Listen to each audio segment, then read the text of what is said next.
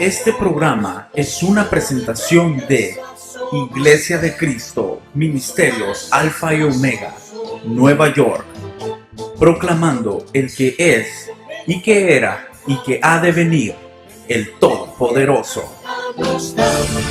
Su poder también nos dio. Queremos recordarles también, hemos estado diciéndoles esto, hermanos, de que si usted va al sitio de internet, nos interesa mucho tener su dirección actualizada de correo electrónico. Muy fácil, usted vaya al sitio de internet y ahí va a ver una casilla donde dice ingresar su correo electrónico y entonces ingrésenos su correo electrónico. Y también si conoce otras personas, invítelos a que sean parte de nuestra lista de correo electrónico para que estemos nosotros enviándole información del ministerio. Y como les he estado diciendo, ya las predicaciones estamos subiéndolas en audio a lo que se conoce como podcast. Usted si tiene un teléfono inteligente, bueno, así le llaman, ¿no? Entonces usted va a poder ir ahí y escuchar las predicaciones en audio. Usted sabe que la tecnología pues está avanzando y de una u otra manera tenemos que avanzar nosotros también para no quedarnos estancados en eso. Y que usemos estas herramientas para poder expandir el reino de Dios. Así que tome en consideración lo que le digo hoy. Si no nos ha dado su dirección de correo electrónico, vaya al sitio del internet de la iglesia y va a poder usted ingresarlo de una manera muy rápida. Y también si desea escuchar las predicaciones que estamos subiendo, las puede hacer a través de este sistema de podcast. Muy bien. Marcos capítulo número 1, versículo del 1 al 7 vamos a leer como una base de lo que el día viernes hablábamos para aquellos que estuvimos acá en relación a el mensaje de Juan el Bautista o el profeta Juan, diríamos quizá de una manera más correcta, pero que se conoce como Juan el Bautista. Capítulo 1 de Marcos relata en resumen la vida quizás y ministerio de este varón. Dice versículo 1, principio del Evangelio de Jesucristo, Hijo de Dios, como está escrito en el profeta Isaías: He aquí yo envío mi mensajero delante de tu faz, el cual preparará tu camino. Voz del que clama en el desierto, preparad el camino del Señor, haced derechas sus sendas. Juan el Bautista apareció en el desierto predicando el bautismo de arrepentimiento para el perdón de pecados. Y acudía a él toda la región de Judea y toda la gente de Jerusalén, y confesando sus pecados eran bautizados por él en el río Jordán. Juan estaba vestido de pelo de camello, tenía un cinto de cuero en la cintura y comía langostas y miel silvestre. Y predicaba diciendo: Tras mí viene uno que es más poderoso que yo, a quien no soy digno de desatar, inclinándome la correa de las sandalias. En base a esto, quiero que ahora me acompañe a Lucas capítulo 3, no porque vayamos a leer nuevamente el relato, sino que nos va a servir como una guía para ver detalles importantes del mensaje del profeta Juan o de Juan el Bautista. Veíamos en el versículo 7 del capítulo 1 de Marcos que leímos que Juan identifica a Jesús como el Cordero de Dios cuando lo bautiza, pero dice que en el interior, en la concepción de Juan, él tenía muy claro quién era él, pero también quién era el que habría de venir, hablando del Señor Jesucristo. Y dice: yo no soy digno, dice Juan, de desatar inclinado sus sandalias. Esta expresión da a entender el trabajo más sencillo, por no usar otra palabra, o el trabajo más humilde que en ese entonces podría tener alguna persona. Era un trabajo que usualmente se lo daban a gente de muy poca importancia. Por eso cuando Juan dice eso, está poniendo su vida y su ministerio, que fue un ministerio poderoso, en comparación al ministerio de Jesús, a una dimensión realmente incomparable. Dice, el que viene detrás de mí es más poderoso que yo. Él no dijo que él no era poderoso, él sabía que había una administración de unción del cielo que traía un poder específicamente en el mensaje que él transmitía, pero reconocía también que Jesús era muy superior a lo que él realmente era. Él era nada más la voz que estaba preparando el camino del Señor. Y cuando habla del Señor, está hablando del Señor Jesús. El día viernes hablábamos un poco acerca de lo que Marcos dice, que toda la región de Judea y de Jerusalén bajaban a escuchar a Juan. Y no solamente lo escuchaban, sino que también se bautizaban en un bautismo de arrepentimiento. Es decir, que el bautismo que Juan practicaba, cada persona que se bautizaba por medio de Juan o por los discípulos de Juan, si fuera el caso, ya que eran multitudes, estaba reconociendo públicamente que estaba arrepentido de la manera en que se había conducido hasta entonces. El que bajara un hombre que se sabía que era malo, o una mujer que se sabía que no era el ejemplo a seguir, era de esperar que se reconociera, estoy arrepentido de mi vida y quiero cambiar. Pero el que llegara un religioso, un fariseo, un escriba, a ser bautizado era echar a un lado todo lo que su estructura religiosa representaba y decir, todo lo que hasta hoy he hecho, mi búsqueda, mi ayuno, mi disciplina personal, estoy arrepentido de eso. Por esa razón era de que era bastante difícil que ellos lo hicieran. Y aún diría, no solamente los religiosos, sino una gran multitud que sin duda alguna bajó y fue bautizada por Juan, tuvieron un acto de ser bautizados, pero realmente la decisión de cambio o el genuino arrepentimiento no era real, no era verdadero.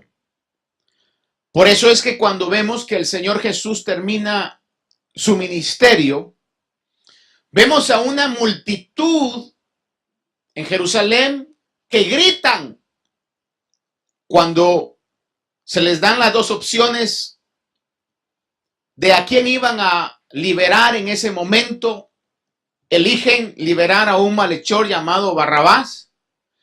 Y luego cuando el Señor es sentenciado, diríamos, toda la multitud grita, crucifícale. Entonces uno se pregunta, ¿dónde estaban esas multitudes que por multitudes bajaban al río Jordán a ser bautizados?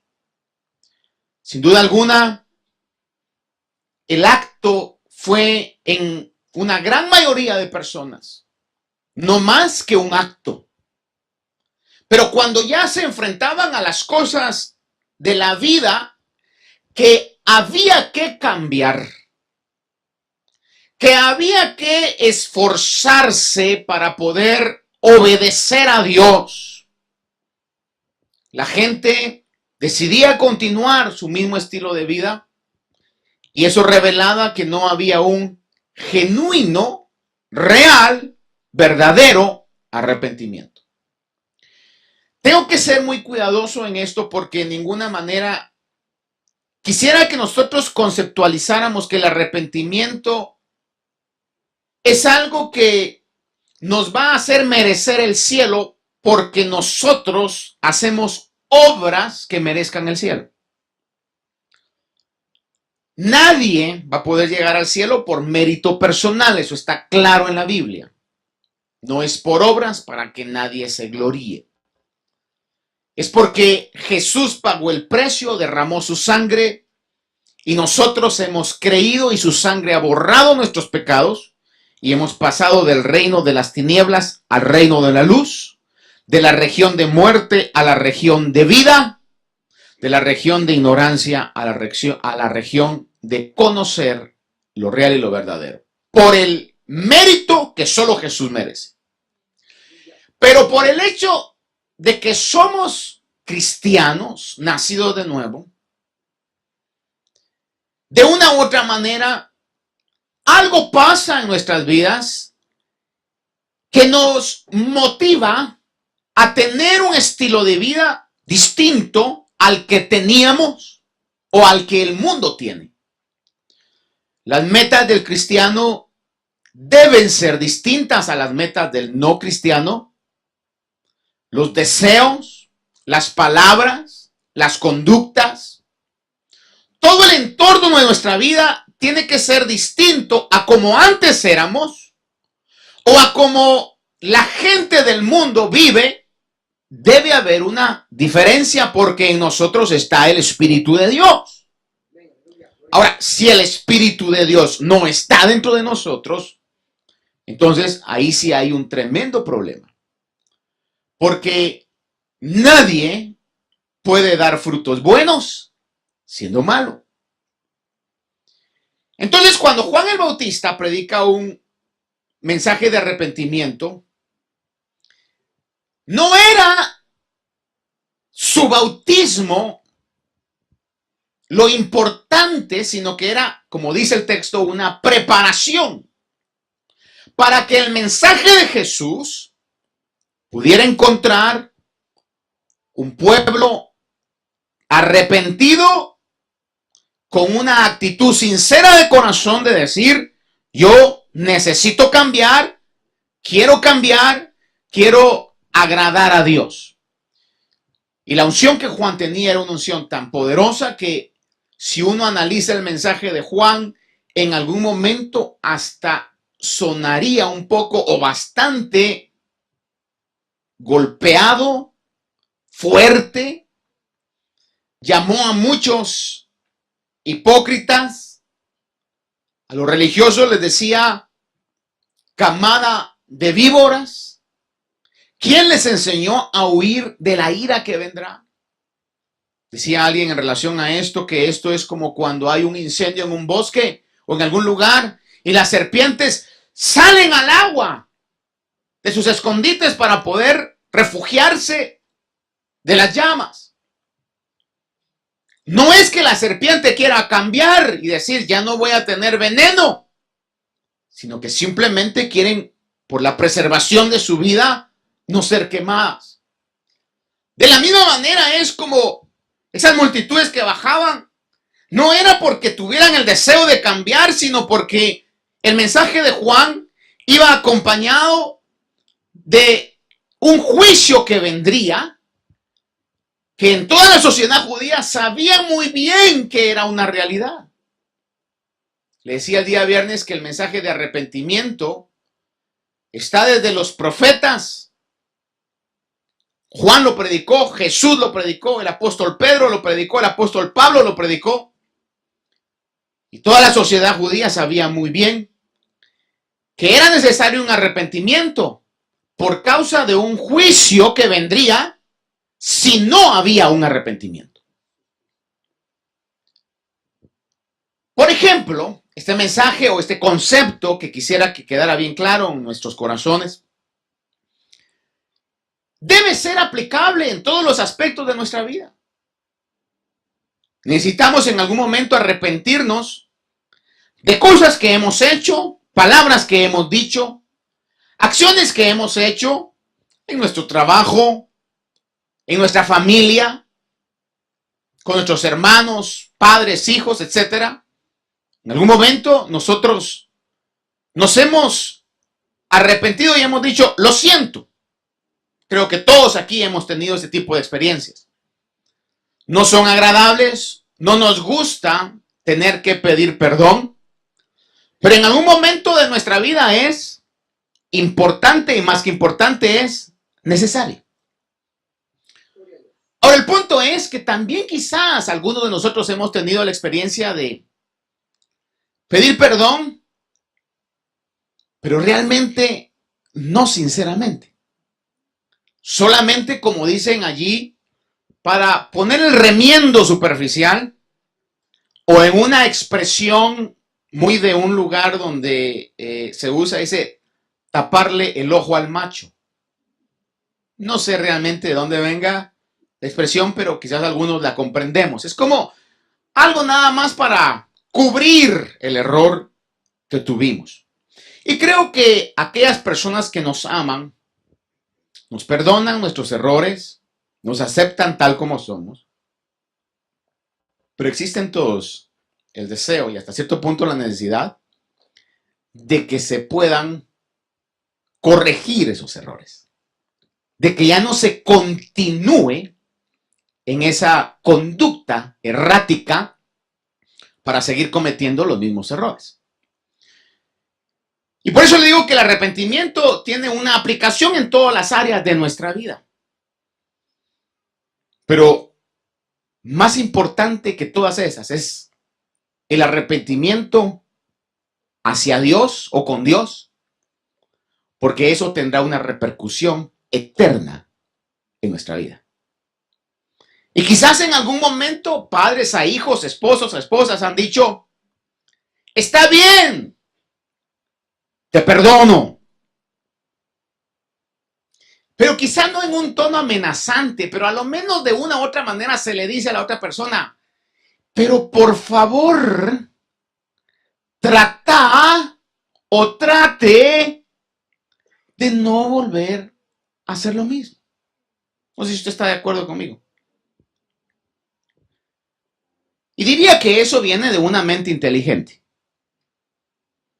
Aquel que le hagan y le hagan y le hagan y no recapacite en eso, quizá tendrá algún problema psicológico de masoquismo, que le guste que le estén hiriendo su vida, su alma o su cuerpo.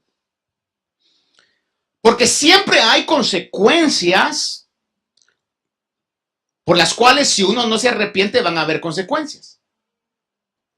Vamos al caso extremo, que en algún momento quizá aquellos que se dedican exclusivamente o principalmente a la consejería matrimonial o los ministros que tenemos que lidiar también con esas situaciones, un esposo o una esposa o viceversa, le diga, está bien,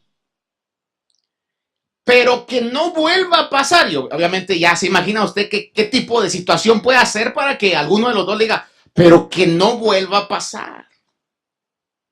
Porque si vuelve a pasar, entonces sí llamo a mi mamá.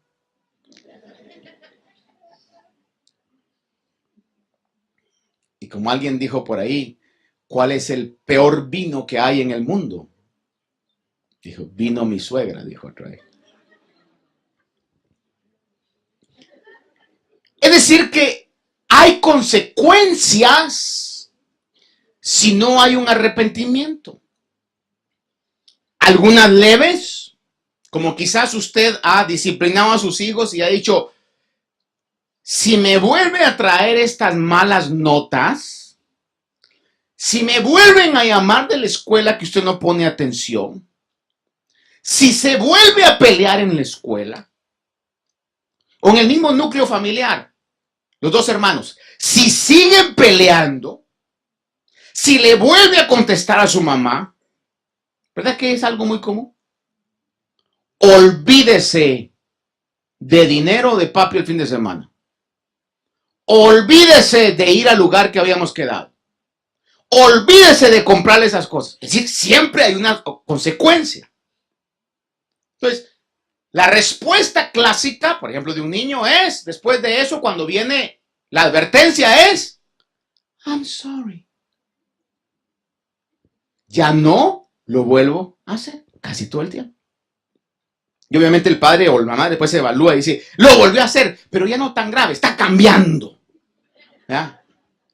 Y de una u otra manera, nuestro Padre Eterno es súper paciente y es tolerante con nosotros. Pero la intención del corazón, lo que está dentro del corazón que solo Él ve y nosotros sabemos, es sumamente importante.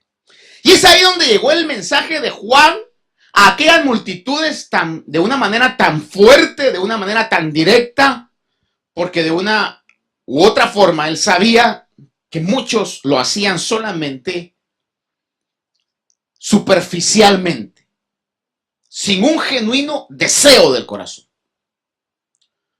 Y es importante que nosotros, en nuestro arrepentimiento, o la humanidad en sí también, generalizando, en nuestro arrepentimiento hacia Dios, tengamos el deseo de cambiar. No sé si usted se recuerda la dramatización que hermano Oscar, Felipe, Nancy y Katie, creo, también hicieron en la vigilia. Pero si usted pudo captar el mensaje tan importante de esta dramatización, es que hoy día, en una gran generalidad, se predica un mensaje donde dice, venga Cristo y va a ser sano, va a ser próspero, va a ser bendecido, su vida va a cambiar, va a tener amigos fieles. Usted va a estar en una plataforma maravillosa. El diablo ha querido destruir su vida, pero venga Cristo y usted va a estar en el paraíso de Dios. Y la gente entonces, si me están ofreciendo eso, pues yo digo, amén, yo quiero a Cristo. Ya es muy raro ver un mensaje donde venga Cristo porque el Señor dijo, tomad mi cruz sobre vosotros. Porque Jesús dijo, si alguno quiere venir en pos de mí, ¿qué? Niéguese a sí mismo. Tome su cruz y siga. Es decir, que si yo vengo a Cristo, ya sabido que va a haber cruz. Cuando vea la cruz no me voy a ir porque eso, para eso firmé. Eso fue lo que me dijeron.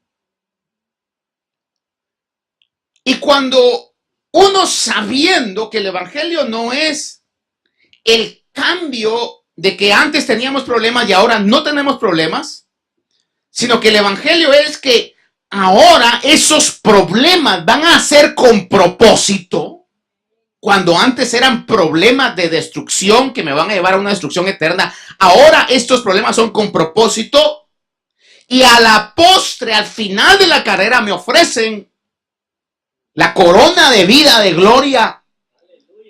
Si yo estoy en la ruta correcta, en el camino correcto.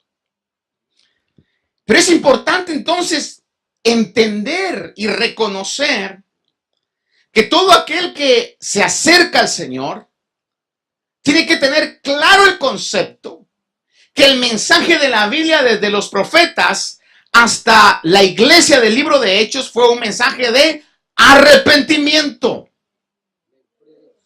Arrepentíos y convertíos, decía el apóstol Pablo en el segundo sermón. Y vendrán tiempos de refrigerio. Es decir, en ese mensaje, y aunque no lo digamos con esas exactas palabras, cuando alguien le entrega su corazón al Señor, está reconociendo de que estaba equivocado, de que se arrepiente de cómo él estaba siguiendo su vida. Pero si no se da ese mensaje, entonces, y se ofrece nada más un evangelio que va a solucionar los problemas sin el ingrediente de arrepentimiento, cuando la doctrina bíblica venga a la vida de cada uno de nosotros, va a decir, no, pero es que la frase muy común, yo pienso, yo creo, mi opinión es, vamos a decir, pero eso no es lo que le dice la Biblia. Pero a mí nadie me dijo que tenía que cambiar mi mente. A mí nadie me dijo que tenía que cambiar mi manera de ser. o de percibir la vida. A mí lo que me ofrecieron es que mis problemas iban a ir, que iba a ser próspero. Sin embargo, el mensaje de Cristo fue un mensaje de arrepentíos y convertíos. Entonces, cuando analizamos el mensaje de Juan, vamos a ver ingredientes muy importantes en estos. Porque dice en el libro de Lucas, capítulo 3, verso 18, que nos habla solamente que este mensaje que vemos en Lucas era como un modelo. Era uno de los muchos mensajes que Juan dijo. Pero en el versículo número 18 dice, y también con muchas otras exhortaciones, Juan anunciaba las buenas nuevas al pueblo. Entonces quisiera que viéramos hoy algunos detalles de ese mensaje modelo que Juan dio. Ya vimos que multitudes bajaban. El versículo 29 al 30, véalo conmigo ahí, en Lucas 3, dice,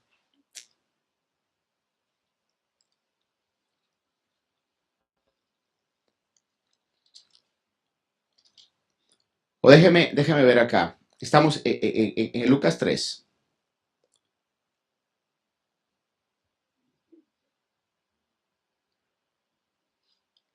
Vamos a ver el versículo número 5 primeramente. El mensaje de Juan comenzó diciendo, todo valle será rellenado y todo monte y collado rebajado. Vea esto. Lo torcido se hará recto y las sendas ásperas se volverán caminos llanos. La traducción lenguaje actual traduce y dice, enderecen los caminos torcidos. Oiga ese mensaje. Lo que está Juan diciendo es, en el corazón de todos, antes de que venga el Mesías, debe de enderezarse lo torcido. Una de las características del arrepentimiento es el reconocimiento de que hay cosas que necesitan arreglarse dentro de nosotros. Y todos y cada uno de nosotros, si nuestros sentidos están bien, sabemos muy bien a qué se refiere en una manera individual esa situación particular en usted y en mí. ¿Qué es lo que está mal? ¿Qué es lo que debemos corregir o enderezar? Ahora, ¿por qué? Le recalco. Juan en su mensaje decía que venía un juicio. Es decir, que el genuino arrepentimiento siempre va a reconocer la ira divina. Versículo 7 dice, por eso decía a las multitudes que acudían para que él las bautizara, dice, camada de víboras, ¿quién os enseñó a huir de la ira que vendrá? Amados hermanos, estamos viviendo tiempos que no es nada nuevo, pero usted sabe, el día de ayer en una reunión, un hermano de otra congregación me comentaba algo que me puso en qué pensar. Me decía, no a mí específicamente, sino que a unos hermanos que estábamos reunidos ahí,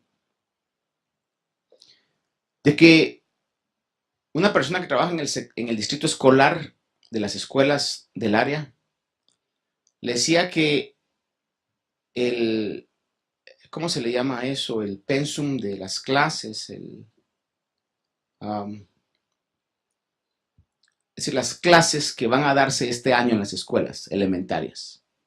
El currículum, gracias, de clases, venía tan peligroso espiritualmente hablando, con la recién aprobación de la nueva ley del matrimonio de ambos sexos.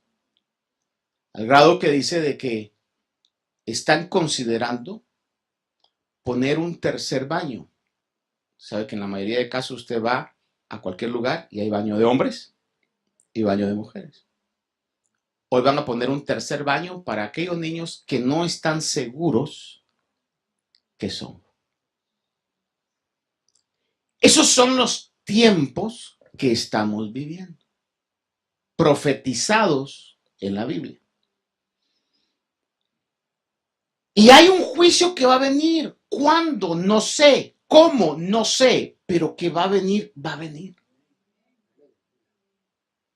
Amado hermano, yo quisiera predicar otro mensaje, porque sé que este mensaje quizás no es muy agradable ni para mí ni para muchos, pero es una realidad que el cielo ha dicho desde que se fundó la tierra. La ira de Dios vendrá contra toda injusticia, todo pecado, toda maldad. La ira de Dios vendrá. El genuino arrepentimiento reconoce la ira divina. Fíjese usted que los judíos sabían muy bien esto. Porque en el último libro del Antiguo Testamento, que es el libro de Malaquías, concluye hablando de Juan el Bautista o del profeta Juan. Capítulo 3 de Malaquías, del 1 al 5, yo le leo y dice, recuerde, le recalco, es el último libro del Antiguo Testamento. Y este es el último libro también de la Biblia judía. Dice, capítulo 3, verso del 1 al 5, dice, he aquí yo envío a mi mensajero, él preparará el camino delante de mí, y vendrá de repente a su templo el Señor a quien vosotros buscáis, y el mensajero del pacto en quien vosotros os complacéis. He aquí viene, dice el Señor de los ejércitos, pero ¿quién podrá soportar el día de su venida? ¿Y quién podrá mantenerse en pie cuando Él aparezca? Porque Él es como fuego de fundidor y como jabón de lavanderos, y Él se sentará como fundidor y purificador de plata, y purificará a los hijos de Leví y los acrisolará. Ese acrisolará va a venir un purificamiento, una purificación con fuego. El crisol es el artefacto que se utilizaba para poder purificar el oro y la plata a fuego. Dice, los acrisolará como a oro y como a plata, y serán los que presenten ofrendas de justicia al Señor.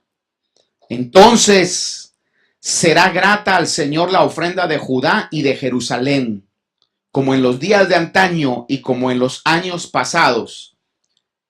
Y me acercaré a vosotros para el juicio, y seré un testigo veloz contra los hechiceros, contra los adúlteros, contra los que juran en falso, y contra los que oprimen al jornalero en su salario, a la viuda y al huérfano, contra los que niegan el derecho del extranjero y los que no me temen, dice el Señor de los ejércitos. Si usted no percibe un juicio ahí, estamos leyendo otro libro. Pero ahí está hablando el Señor de un juicio de purificación. Capítulo 4, verso 1 dice, porque aquí viene el día ardiente como un horno, y todos los soberbios y todos los que hacen el mal serán como paja, y el día que ha de venir les prenderá fuego, dice el Señor de los ejércitos, que no les dejará ni raíz ni rama. He aquí yo os envío al profeta Elías antes que venga el día del Señor, día grande y terrible. Profeta Elías o Juan era un símbolo, un tipo del profeta Elías. Aún en su vestimenta se parecían. Vestido con pieles de camello, con un cinturón. Es decir, era muy parecida aún la apariencia física. El Señor Jesús habló de Juan, diciendo que él era Elías, en el sentido espiritual de la ministración que estaba dando. Y cuando vemos entonces en el libro de Malaquías, dice, vendrá el profeta Elías, hablando de Juan el Bautista, antes de que venga el día del Señor, un día terrible. Cuando hablamos del día del Señor en la Biblia, vamos a encontrar siempre que está hablando de un día de juicio, de un día terrible. Le voy a leer unos versículos nada más acá. Isaías capítulo 2, verso 10 dice, métete en la roca y escóndete en el polvo del terror del Señor y del esplendor de su majestad. Versículo 12 dice, Isaías 2:12 dice, porque el día del Señor de los ejércitos vendrá contra todo el que es soberbio y altivo, contra todo el que ha ensalzado, y será abatido. 19 al 21 dice: se meterán los hombres en las cuevas de las rocas y en las hendiduras de la tierra ante el terror del Señor y ante el esplendor de su majestad, cuando se levante para hacer temblar la tierra. Aquel día el hombre arrojará a los topos y a los murciélagos sus ídolos de plata y sus ídolos de oro que ha hecho para adorarlos, y se meterá en las cavernas de las rocas y en las hendiduras de las peñas ante el terror del Señor y ante el esplendor de su majestad, cuando Él se levante para hacer temblar la tierra. Capítulo 30, verso 27 de Isaías: he aquí el nombre del Señor viene de lejos, ardiente es su ira y denso su humo. Sus labios están llenos de indignación, su lengua es como fuego consumidor. Si usted en su casa más adelante le interesa este concepto, lea el capítulo 5 de Amós. Todo el capítulo 5 habla acerca también de lo que representa el día del Señor. Sofonías capítulo 1, verso 14 dice: cercano está el gran día del Señor, cercano y muy próximo. El clamor del día del Señor es amargo. Allí gritará el guerrero. Día de ira aquel día, día de congoja y de angustia, día de destrucción y desolación, día de tinieblas y lobreguez, día nublado y de densa oscuridad, día de trompeta y grito de guerra contra las ciudades fortificadas y contra los torreones de las esquinas. Traeré angustia sobre los hombres y andarán como ciegos, porque han pecado contra el Señor. Su sangre será derramada como polvo y su carne como estiércol. Ni su plata ni su oro podrán librarlos en el día de la ira del Señor, cuando por el fuego de su celo toda la tierra será consumida, porque Él hará una destrucción total y terrible de todos los habitantes de la tierra. Cualquier predicador genuino deberá predicar el día de juicio del Señor. El mensaje de la palabra del Señor no puede excluir el día de juicio, aunque no sea atractivo. Pero es algo que está en la palabra del Señor. Y leíamos: día de tinieblas, día de llanto, día de guerra, día de sonido de angustia. El día del Señor. Que si alguien me dice a mí, haga de cuenta que si yo valoro la relación que tengo con mi esposa, el matrimonio que tengo con mi esposa, y un día yo tengo una acción de un tipo terrible, y le digo: lo siento, y ella me dice: pero ya no lo hagas, por favor, ya no me trates de esa manera. Vamos a poner un ejemplo que aquí no pasa, pero quizá pasa en Marte. Si me volvés a pegar, ya no me vas a encontrar. Si yo valoro la relación,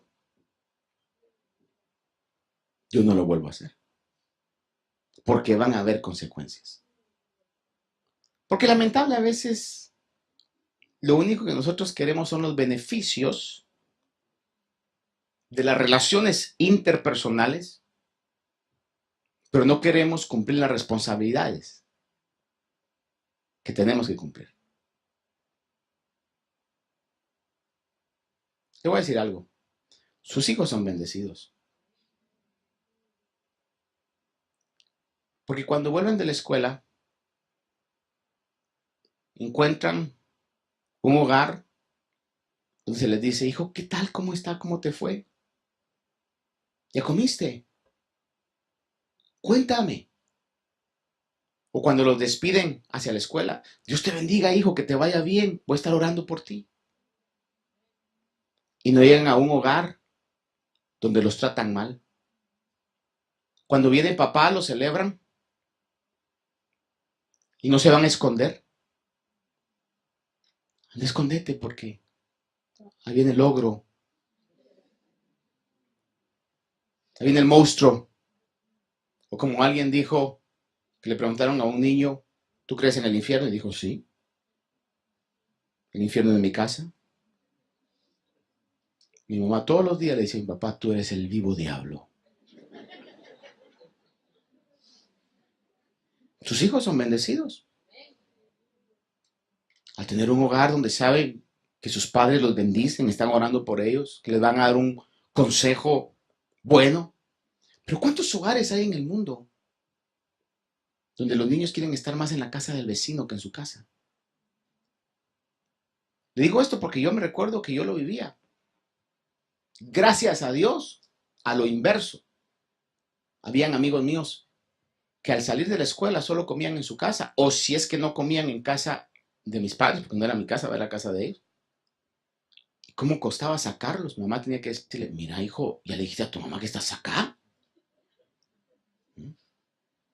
Porque se sentían mejor allí que en su propia casa.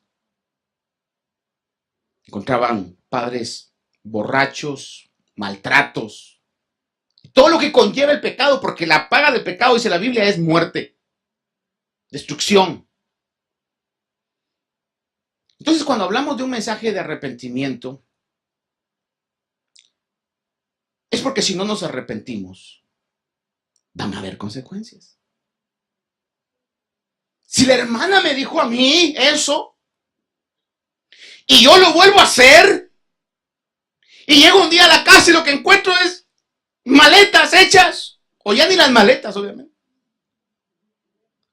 Voy a estar, que le voy a aconsejar algo a las personas, hermanas que estén en esa situación.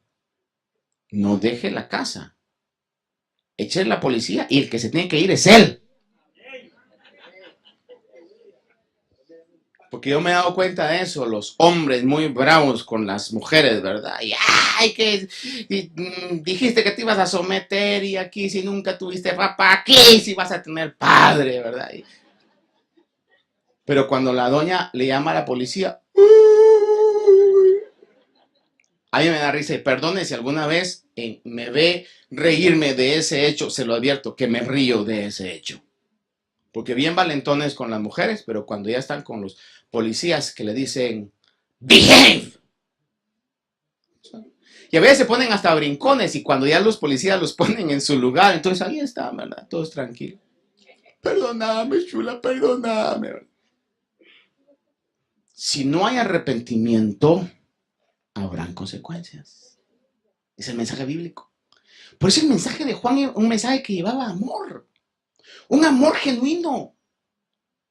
Un amor donde quizás usted como padre llega a decirle al hijo, mira, lo que te voy a decir no te va a gustar. Yo sé que no te va a gustar porque cuando a mí me lo dijeron mis papás, no me gustó. Pero hasta el día de hoy les agradezco que hayan tenido el valor de decírmelo.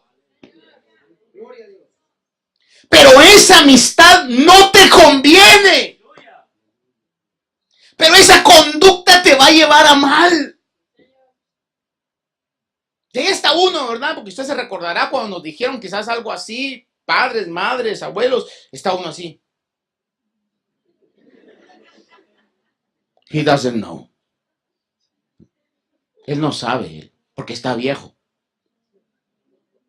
Pero luego nos damos cuenta y le agradecemos. Las lecciones que yo más he agradecido de mis padres o una lección que mi hermano mayor me dio un día estando yo ya siendo un hombre, ¿verdad? Que ya comenzaba a valerme por mí mismo a los 19 años. Cuando yo sabía que me podía dar algo y me dijo, no, no te lo voy a dar porque no te lo mereces. Yo sentí como que, ay, no me ama. Pero me hizo salir de mi estado de conformismo o de mi mal estado y pude hacer un cambio positivo en mi vida. Le digo que voy a estar hablando del arrepentimiento un tiempecito. Si no quiere venir, lo entiendo.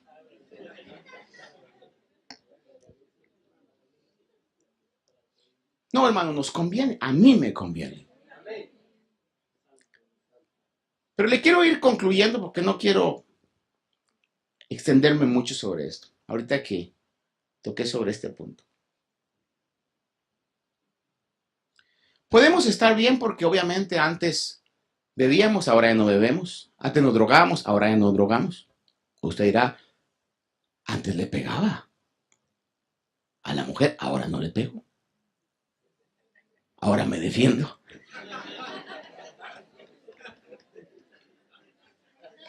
Antes mis hijos no querían ir a la casa, ahora ya tienen 35 años y no quieren salir de la casa. ¿Qué sé yo que pase? Pero a lo que voy es de que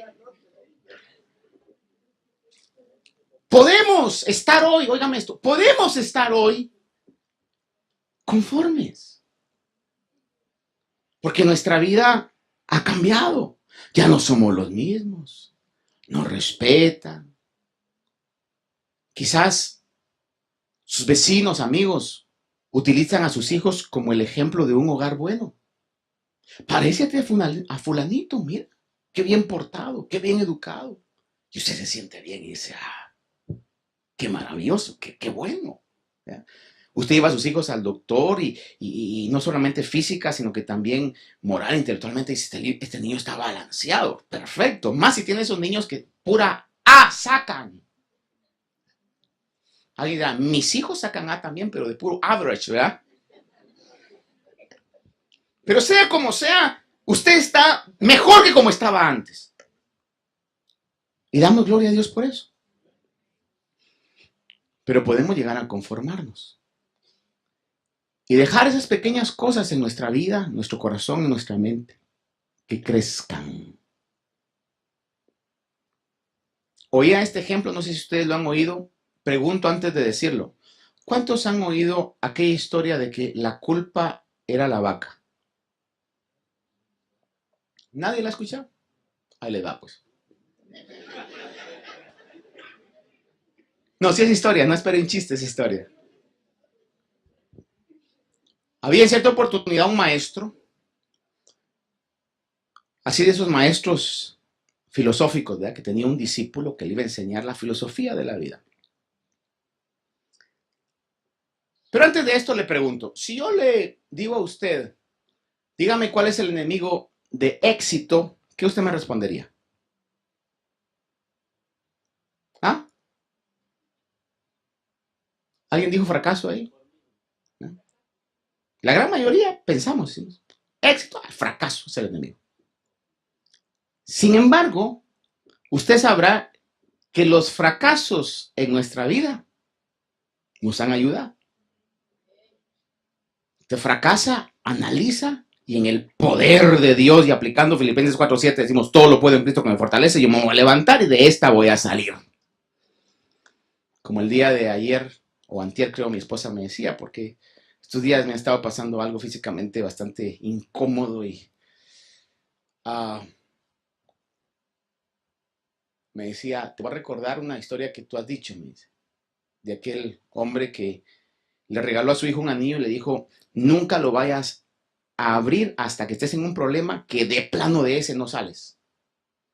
Y el hijo enfrentó 1000 problemas y siempre decía, pero mi padre me decía, esto también va a pasar, esto también va a pasar. Dice que se aferraba a esa palabra y entonces siempre pasaba. Pero un día se enfrentó a una cosa que nunca había podido esperar en su vida y se acordó que el padre le había dicho, cuando estés en una situación que creas que no va a salir de esa, abre el anillo, hay un mensaje para ti.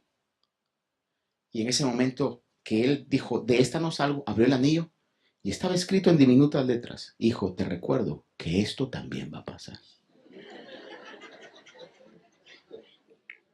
Y le dije, sí, yo sé, esto también va a pasar. Y así es. Pasa. A lo que voy es de que este hombre estaba enseñándole a su discípulo esa filosofía de la vida para alcanzar el éxito. Y entonces dice que le dijo, mañana nos levantamos temprano y nos vamos a un lugar que yo conozco y te voy a dar una lección importante. Lo llevó a un pueblo de agricultura, y en ese pueblo buscaron la casa más pequeña, más abandonada, más destruida que podían encontrar en el pueblo. Entraron y cuando entraron encontraron a una familia, voy a decir, de 5. Y entonces cuando llegó el maestro con el discípulo a esa casa, dice que le preguntó a alguien, mire, ¿y aquí cuántos viven? Y dijo, somos 5 personas, ¿verdad? Dice, y cuénteme, ¿cómo es su economía? ¿Qué es lo que hacen? Dice, bueno, pues mire, nosotros realmente no tenemos mucho, dice, nada más esta casa y esta tierra, dice, pero lo que nos ha sostenido hasta ahorita es la vaca que usted mira allá afuera. Una vaca, ¿verdad? Más o menos ahí. Dice, esa vaca pues es la que nos ayuda cuando necesitamos agarrar algo de dinero, pues los vecinos la prestan para mover algo, dice, o de ahí sacamos leche, la ordeñamos, sacamos leche, hacemos un poco de queso, ese queso, la leche lo vendemos, compramos unas diferentes granos, dice, para poder comer, y si no fuera por la vaca, Señor, nosotros sí estaríamos realmente hundidos, dice. Esa vaca nos ha mantenido y nos ha hecho poder sobrevivir. Y los 5 dependen de la vaca, sí, dice, y los 5 cuidamos a la vaca. A veces hasta nos levantamos en la noche para ver que la vaca esté bien, porque si esa vaca nos falta, saber qué sería de nosotros. Es decir, era su único sustento la vaca. Entonces, dice que se quedaron esa noche ahí y en la mañana temprano el maestro le dijo a su discípulo, te levantas temprano. Cuando iban para afuera, el maestro sacó una daga, una espada, pasó a la par de la vaca de una manera exacta, picó a la vaca en el corazón y la vaca cayó desplomada, se desangró y se murió. Cuando el discípulo mira esto, entonces el discípulo dice, este maestro está loco. Mató a la vaca. Hubiera sido más aceptable para ellos que matar a algún miembro de la familia, pero no a la vaca. Porque la vaca es todo para ellos, ¿verdad? Entonces mató a la vaca, dice, ¿verdad? Y le dijo, vámonos, antes de que se den cuenta. Y se fueron. Y pasó un año y el maestro nunca le explicó el por qué había matado a la vaca. Al año siguiente le dijo, mañana te levantas temprano y vamos a volver al pueblo de la vaca. Aquel le debe haber dicho, pues la conciencia le está remordiendo al maestro y va a llegar, ¿verdad?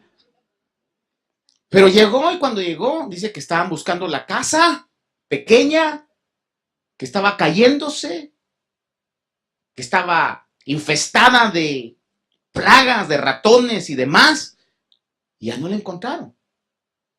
Lo que encontraron en ese lugar fue una casa más grande, pintada, todo bien, reconstruido todo. Entonces el discípulo dijo, obviamente, esta gente se estaba muriendo, tuvieron que vender la propiedad y la compró una gente rica, se aprovechó de ellos y saber qué será de ellos.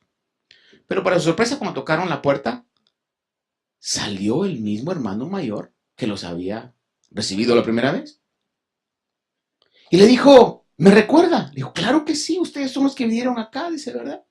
Sí, le dice, bueno, pues ya no reconocíamos la casa, ahora está distinta. Sí, dice, ¿verdad? Y le dijo, y cuénteme, ¿y qué pasó con la vaca? Y le dijo, ¿qué va a creer usted? Que un desgraciado, saber quién será, dice, mató a la vaca. Y entonces cuando salimos en la mañana vimos a la vaca tendida ahí, dice, y pues, ¿se imagina usted si la vaca era todo para nosotros? Ya sin la vaca no sabíamos cómo subsistir. Entonces lo que hicimos es ver qué podíamos hacer porque ya no estaba la vaca. Vendimos la vaca al carnicero y pobre vaca, pues, ¿verdad? Terminó donde tenía que terminar, dice, y con el dinero de la vaca, pues pudimos comprar un poco de comida para subsistir y dejarnos morir. Cuando ya se nos estaba acabando la comida, decidimos sembrar un poquito de esa semilla y nos dimos cuenta que, ¿qué cree usted? Que la tierra aquí es muy fértil. Y comenzamos a agarrar unas cosechas, pero viera qué cosechas. Entonces de eso comenzamos a comer. Pero fue tan fuerte la cosecha que también fuimos al mercado a vender. Con lo que vendimos del mercado, pudimos comprar más semilla y entonces ya limpiamos todo lo que estaba sucio y embarrancado y sembramos todo eso. Y mire que nos ha dado una de frutas, de verduras, de granos, esto maravilloso. Ahora ya no solamente llevamos al mercado, ahora la llevamos a la central de abastos y abastecen a toda esta región, dice, ¿verdad? Y entonces pues cada quien ya pudo comprarse mejores cosas, reconstruimos la casa y así estamos. Ahora estamos pensando comprar otra granja. Entonces le dijo al maestro, ¿te diste cuenta? Que el problema era la vaca.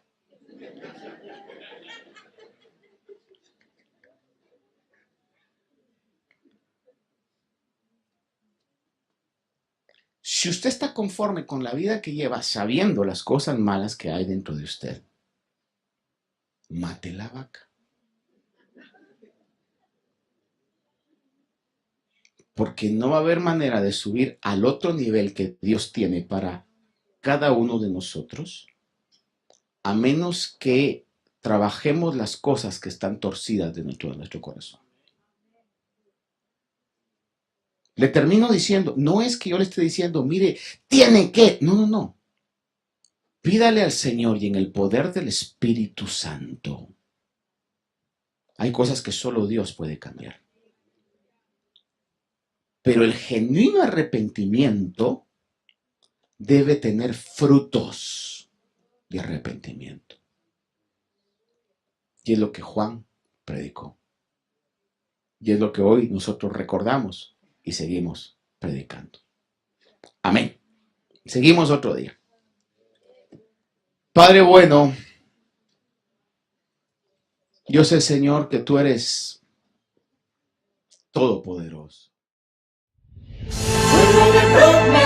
Este programa fue una presentación de Iglesia de Cristo, Ministerios Alfa y Omega, Nueva York, proclamando el que es y que era y que ha de venir, el Todopoderoso. Su poder también nos dio.